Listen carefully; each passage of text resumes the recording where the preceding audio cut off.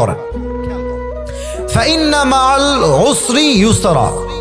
এখানে আল উসর কষ্ট। এই যে আমার মাদ্রাসার ছাত্র ভাইয়েরা আমার দিকে তাকান, এখানে আলিফ লাম আসছে, আল উসর অর্থাৎ এটা মারিফা নির্দিষ্ট। কষ্ট জীবনে কার কোনটা আছে এটা সবাই আমরা জানি।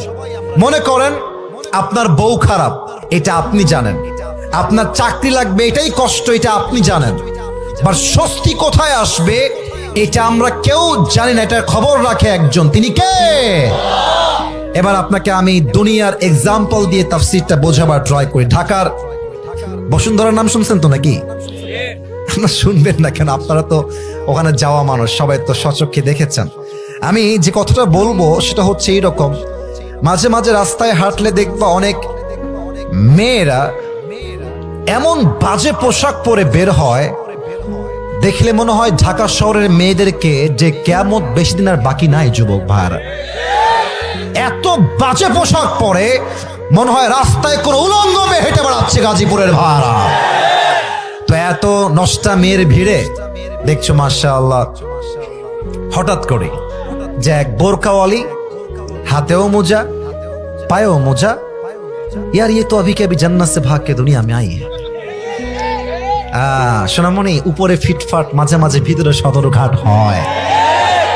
এখন তুমি ভাবছো যে আল্লাহ জীবনে একটাই কষ্ট, বউ নাই, এটা আমি জানি, কিন্তু আমি ভাবছি যে আমার স্বস্তি হচ্ছে এই বেড়ি আমার বউ হইলে আমার আর কোনো কষ্ট থাকবে না, এটা আমি চিন্তা করছি।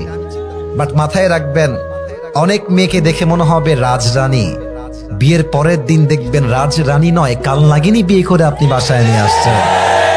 অতএব আল্লাহ বলছে বান্দা, কষ্ট কোন বিষয়ে তোর আছে তুই জানিস, বাট স্বস্তি কোন বিষয়ে আসবে এটা তুই জানিস না, এটা জানে একজন। আওয়াজ দিয়ে বলেন সবাই, তিনি কে? আর একটা এক্সাম্পল খুব খেয়াল করবেন, যুবকদের শখের বাইকের নাম হচ্ছে R15 ভার্সন 4 ইন্দোনেশিয়ান ভার্সন। হ্যাঁ, আচ্ছা দেখেন, গাজীপুরের ছেলে দেখেছি খুব ভাবসাব, সানগ্লাস পরে একটা R15 বাইক নিয়ে, বাপ রে বাপ, ওর বাপের রোড, এইটা হ্যাভি টান দেয়। তো এটা বড় কষ্টের বিষয় যে আজকালকার মেয়েদের কাছে এই টাউট বাটপাট টিকটকার আর গাঞ্জাখোর পছন্দ হয়, দিনদার পছন্দ হয় না যুবক ভাই।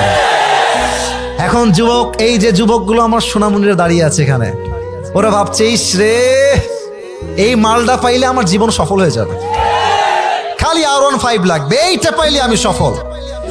আমি আমার কথা বলছি, আমার যে ড্রাইভার ছিলেন তার ভাতিজা এই গত মাসে, এই ডিসেম্বর মাসে বাপকে বলেছে, আব্বা তুমি যদি আমাকে R15 কিনে না দাও আমি আত্মহত্যা করে মরে যাব। আস্তাগফিরুল্লাহ, নাউজুবিল্লাহ। তো বাবা তো বাবাই হয়, বাবার মতো আপন আসলে পৃথিবীতে কেউ হয় না। আব্বা বলেছে ঠিক আছে, তোর মরতে হবে না, তোকে আমি আমার সব কিছু দিয়ে দিব R15, সমস্যা নাই। রিসেন্ট 1 মাসও হয় নাই, R15 কিনে দিয়েছে। ভোরবেলা সকালবেলা রাস্তা ফাঁকা ছিল, আবেগ কাজ করেছে, বিবেক কাজ করে নাই। গাড়ি তুলেছে 120-এ 30-এ, তো ঠাস করে রাস্তা দিয়ে একটা গাড়ি চলে আসছে মাঝখানের সামনে দিয়ে, আর এটাকে কন্ট্রোল করতে পারে নাই, সোজা গিয়ে খাম্বার সঙ্গে মেরে দিয়েছে, জায়গায় স্পট ডেথ, জায়গায় শেষ। আল্লাহ বলছে, বান্দা তুই ভাবছিস R15 পেলেই সুখ, তুই ভাবছিস ঢাকার গুলশানে ফ্ল্যাট কিনতে পারলেই সুখ, তুই ভাবছিস ব্র্যান্ডের কাপড় পরলেই সুখ, তুই ভাবছিস অমুক কোম্পানিতে চাকরি পেলেই সুখ।